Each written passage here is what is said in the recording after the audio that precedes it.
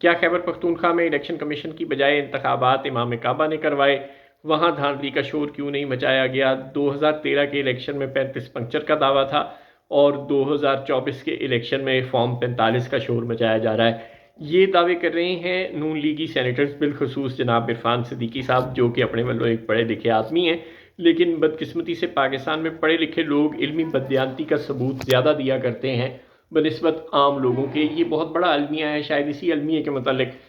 کی وجہ سے اشفاق صاحب یہ فرمایا کرتے تھے، اللہ ان کو غریق رحمت کرے، کہ پاکستان کو جتنا نقصان پڑھے لکھوں نے پہنچایا اتنا نقصان ان پڑھوں نے نہیں پہنچایا۔ اور بات بالکل درست ہے، کسی موچی، کسی نائی، کسی دھوبی نے پاکستان کو وہ نقصان نہیں پہنچایا جو بیوروکریٹس نے، جو جرنیلوں نے اور جو سیاستدانوں نے اور جو اپنے والوں پڑھے لکھے بزنس کمیونٹی نے اور ان سب لوگوں نے پاکستان کو نقصان پہنچایا ہے۔ علمی بددیانتی اس نقصان پہنچانے کا ایک بہت بڑا طریقہ ہے، چاہے وہ چیف الیکشن کمشنر ہوں یا وہ دھاندلی کرنے کے بعد عوام کے سامنے دھاندلی کرنے کے جرم کا اعتراف کرنے والے کمشنر صاحب ہوں، یا کمشنر صاحب کو جھٹلانے والے ڈپٹی کمشنر صاحبان ہوں، یا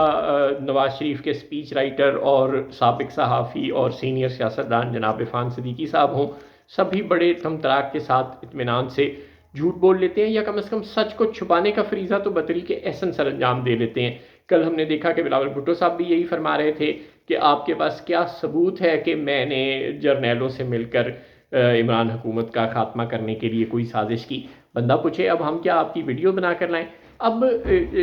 عرفان صدیقی صاحب سے گزارش ہے کہ پی ٹی آئی بار بار کہہ رہی ہے، تیمور سلیم جھگڑا صاحب تو صبح صبح شام کام یہ کر رہے ہیں کہ پشاور کے 9 حلقوں میں جو الیکشن ہے وہ رگڈ ہے اور وہاں پہ دھاندلی ہوئی ہے، تو پھر وہ کب کہہ رہے ہیں کہ وہاں پہ انتخابات امام کعبہ نے کروائے اور وہاں پہ ہم دھاندلی کا شور نہیں مچا رہے؟ وہ تو وہاں بھی دھاندلی کا شور مچا رہے ہیں، وہ خیبر پختونخوا کی بے شمار سیٹوں پر دھاندلی کے متعلق شور مچا رہے ہیں، بالخصوص پشاور کی سیٹوں پہ دھاندلی کا بہت زیادہ شور مچا رہے ہیں۔ تو آپ فرما دیں کہ وہ خیبر پختونخوا میں دھاندلی کا شور کیوں نہیں مچا رہے؟ بھائی وہ مچائے تو جا رہے ہیں، آپ کیا کریں؟ آپ کے کان میں آ کر شور مچائیں، پھر آپ کو سنائی دے گا۔ اور اگر آپ کو 2013 کے 35 پنکچر والی بات یاد ہے، ہمیں بھی یاد ہے، اگر آپ کو 2024 کی فارم 45 والی بات سنائی دے رہی ہے، ہمیں بھی دے رہی ہے، تو پھر آپ کو 2018 کا اپنا RTS والا راگ کیوں نہیں یاد؟ ہم بھی آپ کے ساتھ مل کر وہ راگ الاپ رہے تھے۔ پاکستان میں جب جہاں جہاں جو قانون شکنی کرے گا، جہاں جہاں آئین کو بریچ کیا جائے گا، جہاں جہاں قانون کو پامال کیا جائے گا، وہاں وہاں ہم سب آپ کے ساتھ مل کر شور مچاتے ہیں، چاہے وہ دھاندلی کے خلاف آواز اٹھانے والی پی ٹی آئی ہو یا نون لیگ ہو یا پیپلز پارٹی ہو یا کوئی بھی اور محروم طبقہ ہو، چاہے وہ بلوچستان کے محروم اور بے بس طبقات ہوں، ہم سب کے ساتھ مل کر ظلم اور ناانصافی کے خلاف آواز اٹھاتے ہیں۔ تو آپ صرف اپنے خلاف ہونے والی ظلم اور ناانصافی کے خلاف آواز اٹھاتے ہیں اور دوسروں کے خلاف ہونے والی ظلم اور ناانصافی آپ کو انصاف لگتی ہے اور امن اور سکون لگتی ہے اور وہ آپ کو بے چین نہیں کرتی۔ یاد رکھیے عرفان صدیقی صاحب، پاکستان صرف اسی صورت میں ترقی کرے گا جب آپ دوسروں کے خلاف ہونے والی ظلم اور ناانصافی کے خلاف بھی اسی طرح آواز اٹھایا کریں گے جس طرح اپنے خلاف ہونے والی ظلم اور ناانصافی کے خلاف آواز اٹھانا آپ اپنا فرض سمجھتے ہیں۔ جو 2018 سے لے کر 2024 تک 6 سال آپ RTS کا رزلٹ ٹرانسمیشن سسٹم کا شور مچاتے رہے، ہم آپ کے ساتھ مل کر شور مچاتے رہے کہ الیکشن کمیشن نے بے ایمانی کی ہے رزلٹس کو مینیپولیٹ کرنے کے لیے، اپنے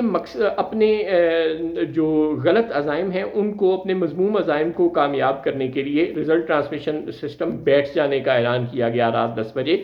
اور جو ساری رات بیٹھا رہا اور پھر جب صبح اٹھے تو پی ٹی آئی کی جیت کا اعلان کیا گیا۔ بالکل اس وقت بھی پی ٹی آئی کو جتانے کے لیے اسٹیبلشمنٹ نے اپنا کردار ادا کیا اور الیکشن کمیشن نے ہمیشہ کی طرح اسٹیبلشمنٹ کی کٹھ پتلی کا کردار ادا کیا اور نون لیگ کے خلاف دھاندلی ہوئی۔ ہم تب بھی یہ کہہ رہے تھے، آج بھی یہ کہہ رہے ہیں، لیکن جب پی ٹی آئی آج یہ کہہ رہی ہے کہ 2024 کے الیکشن میں نون لیگ کو فائدہ پہنچانے کے لیے الیکشن کمیشن نے EMS کو بٹھایا،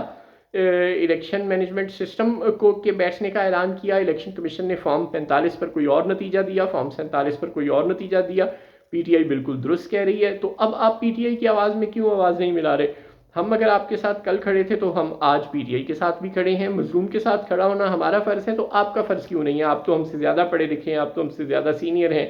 آپ کا تجربہ زیادہ ہے اور آپ سینیٹر ہیں، آپ کی ذمہ داری بھی ہم سے زیادہ ہے، آپ نے آئین پاکستان کے تحت اس ملک کی وفاداری کا حلف اٹھایا ہوا ہے، تو وہ حلف آپ کو رات کو سونے دیتا ہے؟ جب آپ جھوٹ بولتے ہیں کم از کم سچ کو چھپانے کا کام بطریق احسن سر انجام دیتے ہیں۔ آپ کیوں یہ بھول گئے 35 پنکچر 2013 کے آپ کو یاد ہیں؟ اور 2024 کا